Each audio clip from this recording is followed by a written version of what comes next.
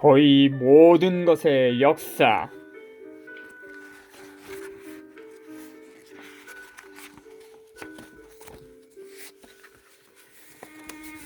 제7장 근원적인 물질. 화학이 정식 과학 분야로 정립되기 시작했던 것은 옥스퍼드의 로버트 보일이 화학자와 연금술사를 처음으로 구별했던 회의적 화학자를 발견했던 1661년부터였지만 그 이후에도 화학은 엉뚱한 전환을 거듭하면서 느리게 발전했다. 18세기를 지나면서 양측의 학자들은 이상할 정도로 잘 지내고 있었다.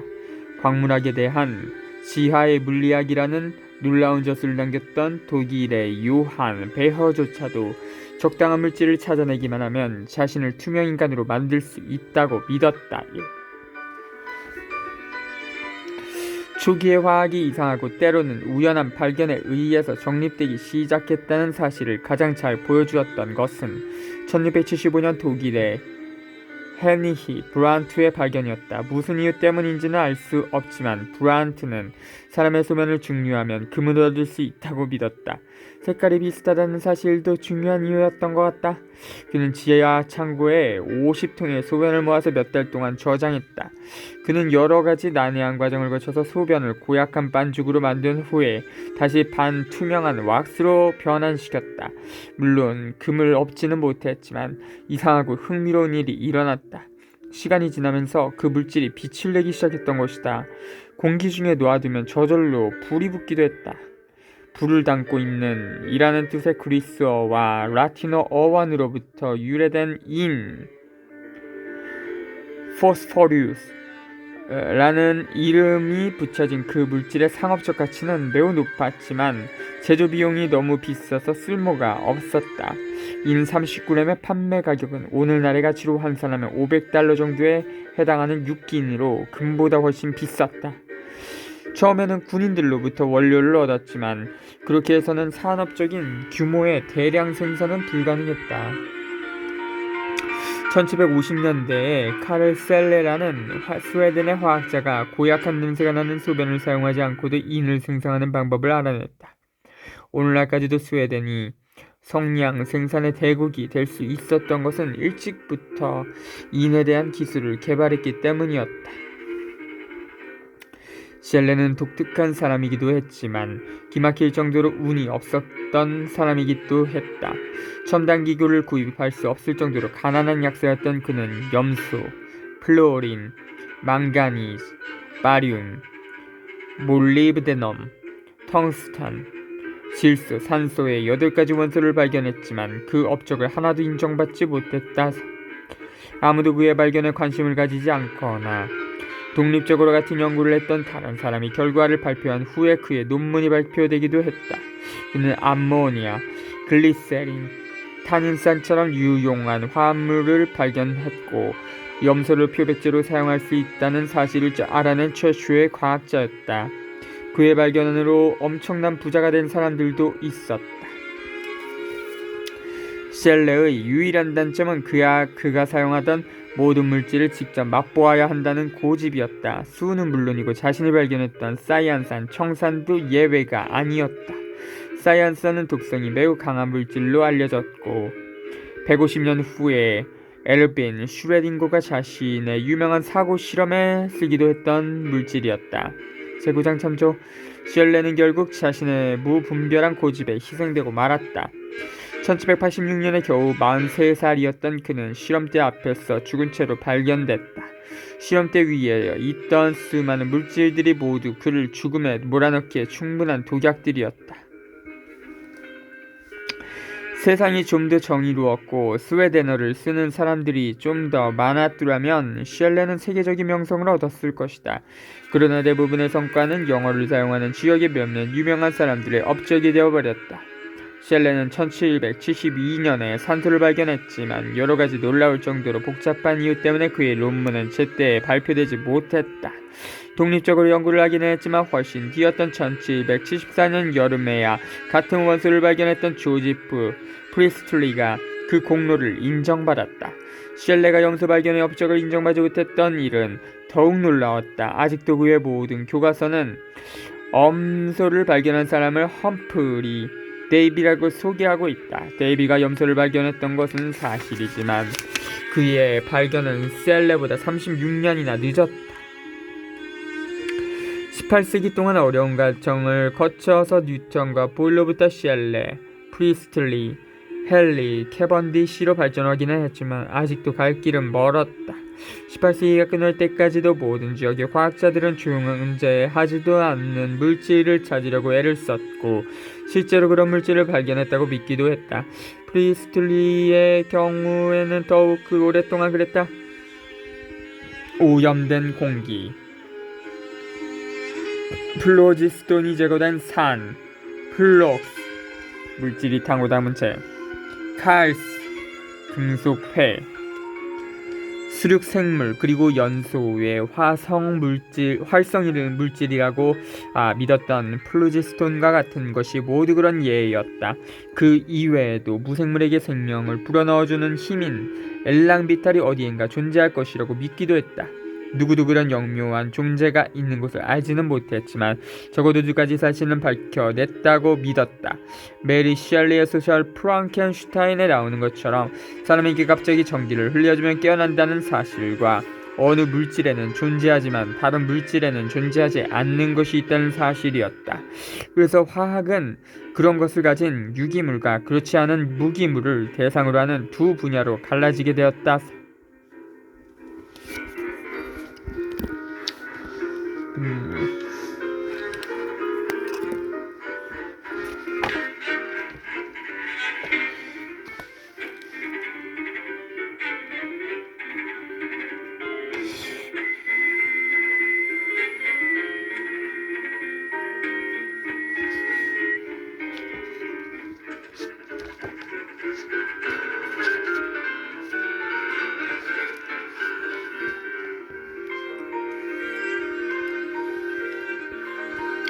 화학을 현대의 수준으로 도약시키기 위해서는 통찰력을 가진 사람이 필요했고 프랑스 사람이 바로 그런 계기를 만들어줬다.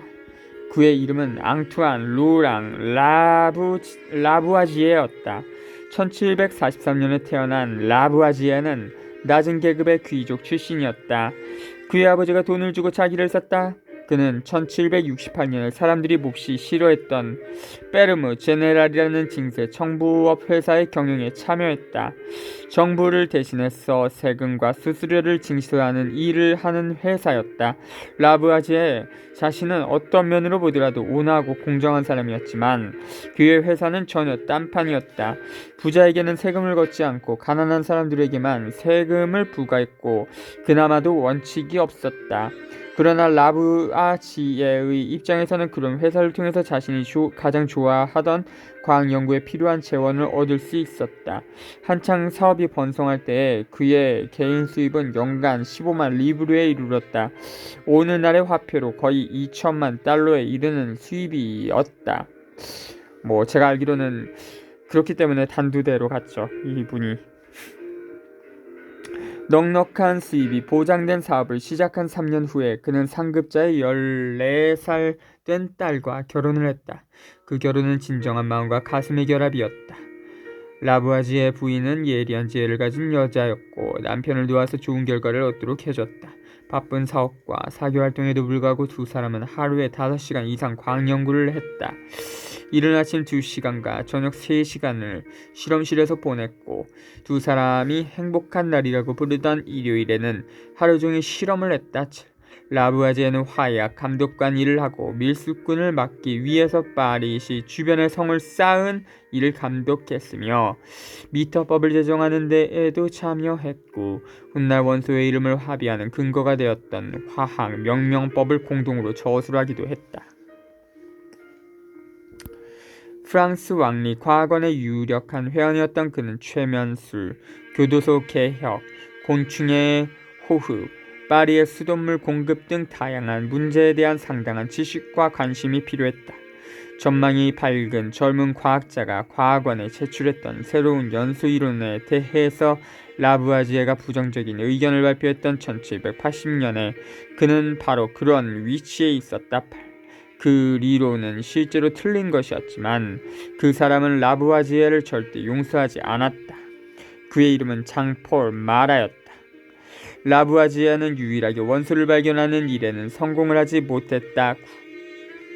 당시에는 비커와 불꽃과 흥미로운 가루를 가진 사람이라면 누구나 무엇인가 새로운 것을 발견할 수 있었던 것 같고, 지금 알려진 원소들 중 3분의 2가 발견되지 않았었지만 라부아지에는 단 하나의 원소도 발견하지 못했다.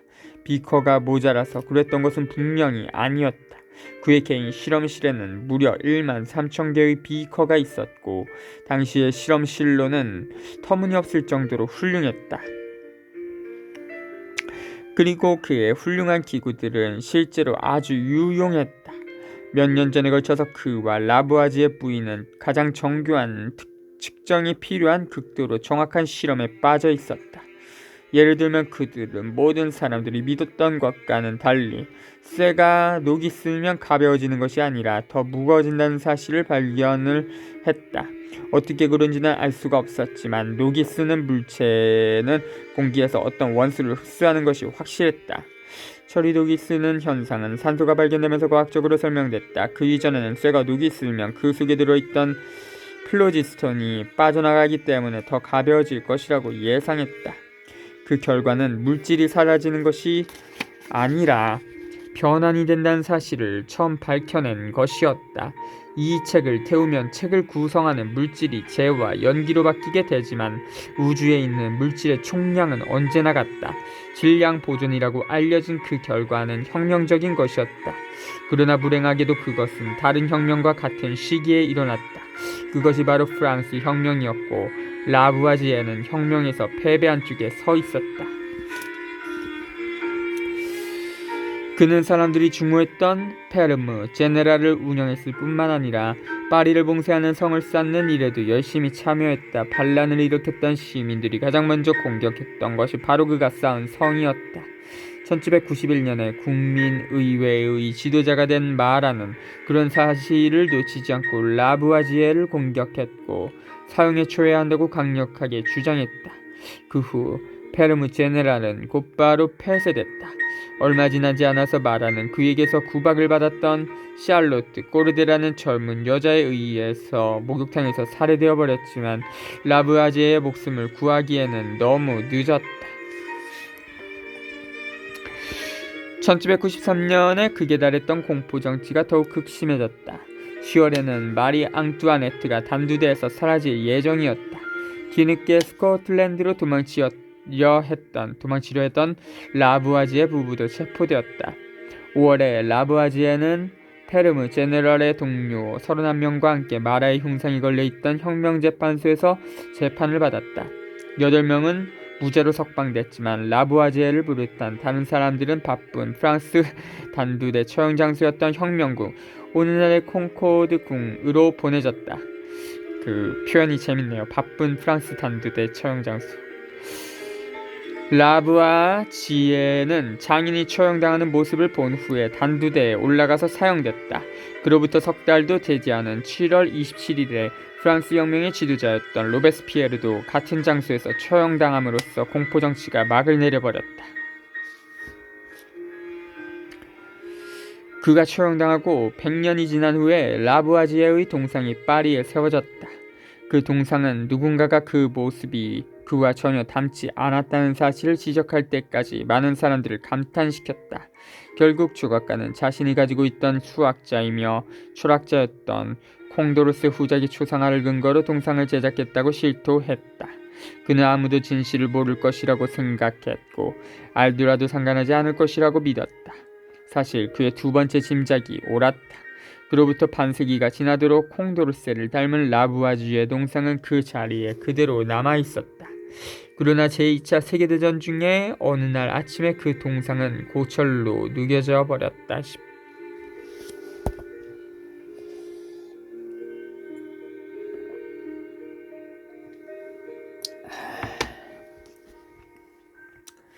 1800년대 초에 영국에서는 아주 즐거운 느낌을 가지게 해주는 것으로 밝혀져서 웃음기체라고도 부르게 된 산화이질소 N2O를 흡입하는 것이 유행이었다. 11. 거의 반세기 동안 웃음기체는 젊은이들이 가장 좋아하는 약품이었다. 철학 연습회라는 학술단체는 한동안 그 일에만 빠져 있었다. 극장에서도 우승기체의 저녁이라는 행사를 열었다. 관중들은 우승기체를 깊이 들이마신 자원자들의 우스꽝스러운 걸음걸이를 보고 즐겼다. 1846년이 되었어야 산하이질소를 마취제로 사용할 수 있다는 사실이 밝혀졌다. 산하이질소 기체를 가장 실용적으로 사용할 수 있는 방법을 찾아내기까지 얼마나 많은 환자들이 외과 의사의 칼 때문에 불필요한 고통을 겪었는지 알 수도 없었다. 이런 사실을 지적하는 이유는 길고 힘든 18세기를 지나온 화학이 19세기 초에는 마치 20세기 초의 지질학과 마찬가지로 본연의 의미를 잃고 방황하고 있었음을 보여주기 위해서이다. 지대로 된 조직이 없었다는 것도 이유가 될 수 있었다. 예를 들어서 19세기 후반에 원심 분리기가 개발되기 전에 할 수 있는 실험은 아주 제한되어 있었다. 또한 사회적인 이유도 있었다. 일반적으로 말해서 화학은 석탄, 잿물, 염료 등을 다루던 사업가들의 과학이었다. 신사들은 지질학과 자연사와 물리학에 더 많은 관심을 가지고 있었다. 영국과 비교해서 유럽의 사정은 조금 달랐지만 크게 다르지는 않았다. 19세기에 관찰된 가장 중요한 현상들 중에 하나였던 브라운 운동을 발견한 사람은 화학자가 아니라 스코틀랜드의 식물학자 로버트 브라운이었다는 것이 그런 사실을 잘 보여준다. 브라운 운동은 분자의 존재를 밝혀준 현상이었다. 브라운이 1827년에 관찰했던 것은 물속에 떠있는 꽃가루가 아무리 오래 기다려도 가라앉지 않고 무한히 떠서 움직인다는 사실이었다. 그런 영구적인 움직임을 만들어내는 보이지 않는 분자의 작용은 오랫동안 신비 속에 감춰져 있었다. 램퍼트 백잭이라는 화려할 정도로 기발한 사람이 아니었더라면 사정은 더욱 나빴을 것이다. 멋진 자규에도 불구하고 그는 1753년에 매사추세츠의 워번에서 평범한 뱀점인 톰슨으로 태어났다. 그는 기세당당하고 야망에 차 있었으며 멋진 성격과 모습을 가지고 있었고 용감하기도 했으며 놀라울 정도로 총명했지만 양심의 가책 같은 것에는 아무 관심이 없었다. 그는 19살에 자신보다 14살이나 연상이었던 부유한 미망인과 결혼을 했지만 미국에서 혁명이 일어났을 때는 영국 편을 들어서 한동안 영국을 위해서 첩보 활동을 하기도 했다. 1776년에 자유에 대해서 열의가 없다는 이유로 체포될 위기에 처한 그는 부인과 아이들을 버려둔 채로 뜨거운 기름통과 새털 주머니로 무장한 반군들을 피해서 도망쳐버렸다 싶사. 와.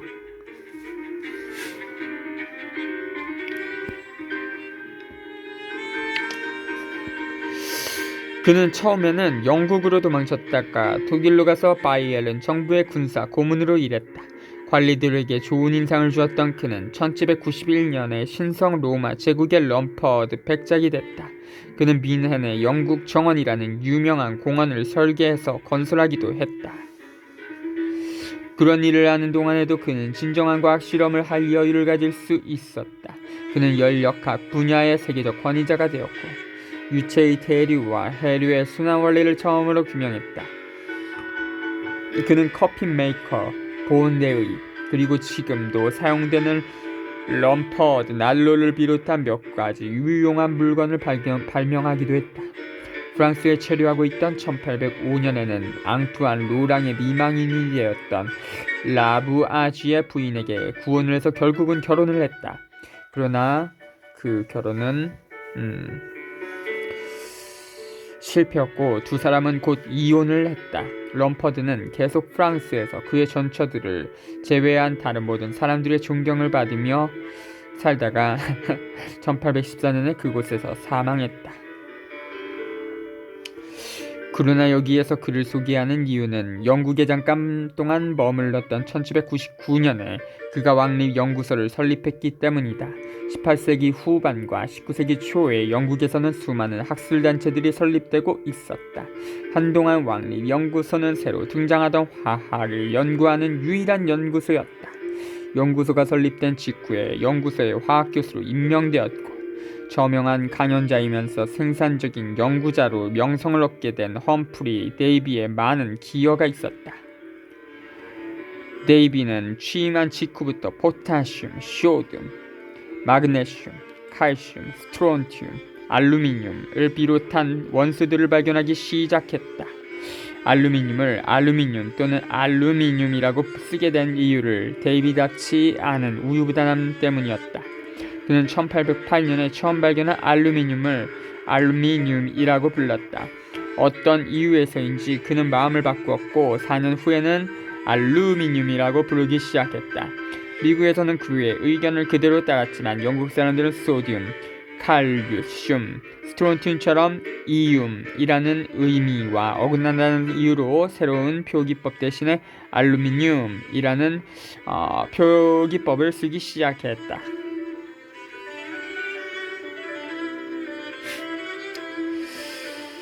데이비가 그렇게 많은 원소들을 발견하게 된 것은 그가 특별히 부전했기 때문이 아니라 용융된 물질에 전기를 흘려주는 전제적인 기술인 전기 분해 방법을 개발했기 때문이었다. 그는 모두 합쳐서 당시 알려졌던 원소들의 20%에 해당하는 12개의 원소를 발견했다. 만약 젊은 데이비가 웃음기체에 깊이 빠져들지 않았더라면 더 많은 원소들을 발견했을 수도 있었을 것이다. 그는 웃음기체에 너무 깊이 중독되어서 하루에 거의 서너 차례씩 흡입을 해야만 했다. 그가 1829년에 사망했던 것도 웃음기체 때문이었던 모양이다.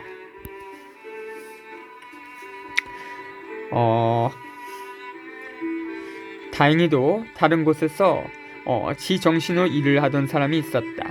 1808년에 존 돌턴이라는 완고한 퀘이커 고두가 처음으로 원자의 본질을 알아내게 되었고 뒤에 더 자세하게 설명할 것이다.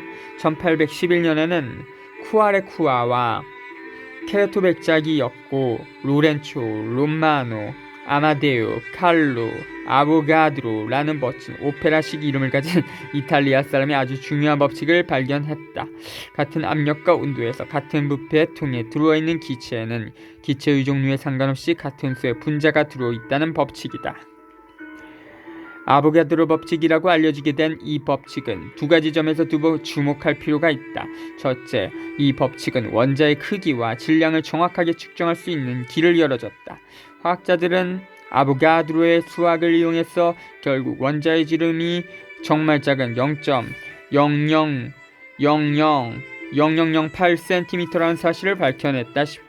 둘째로는 거의 50년 동안 아무도 아보가드로에 놀라울 정도로 단순한 법칙을 모르고 있었다는 점이다.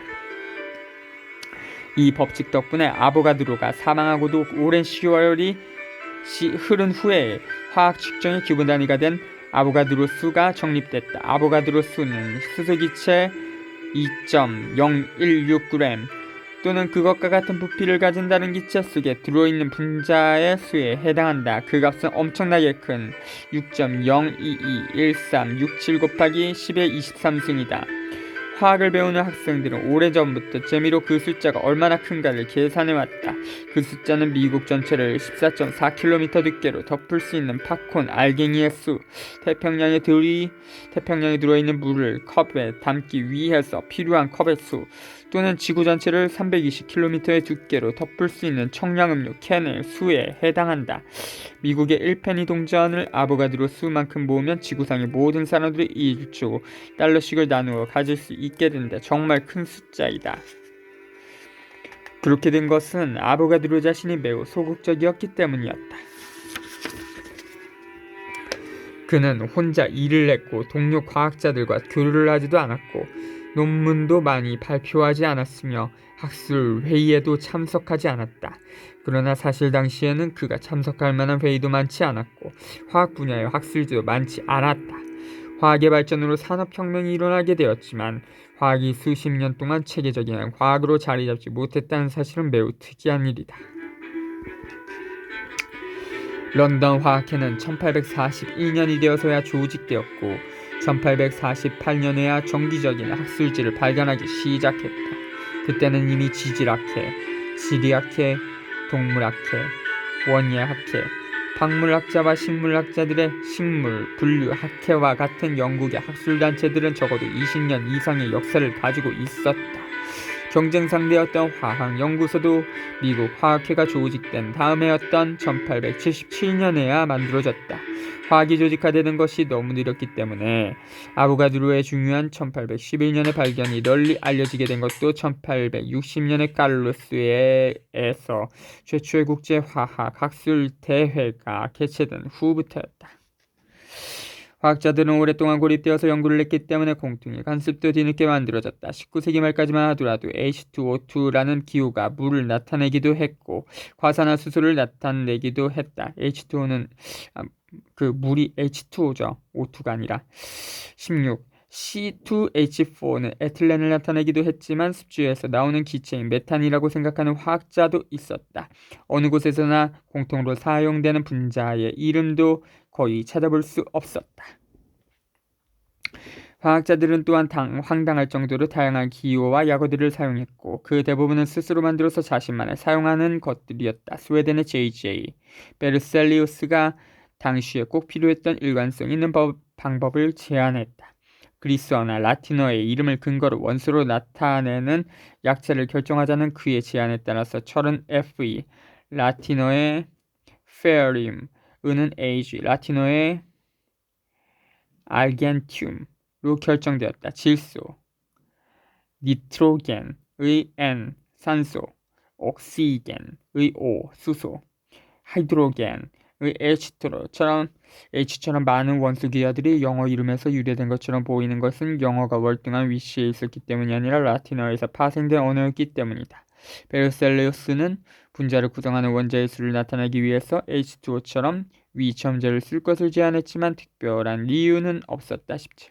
결국 H2O처럼 아래첨제를 쓰는 것이 유행이 되어버렸다. 가끔씩 정리가 되었음에도 불구하고 19세기 후반까지도 화학은 매우 혼란스러운 상태로 남아있었다. 그래서 사람들은 1869년에 드미트리 이바노비치 멘델레예프라는 상트페테르부르크 대학이 독특하고 정신나간 사람처럼 보이는 교수가 명성을 얻게 된 것을 반기게 됐다.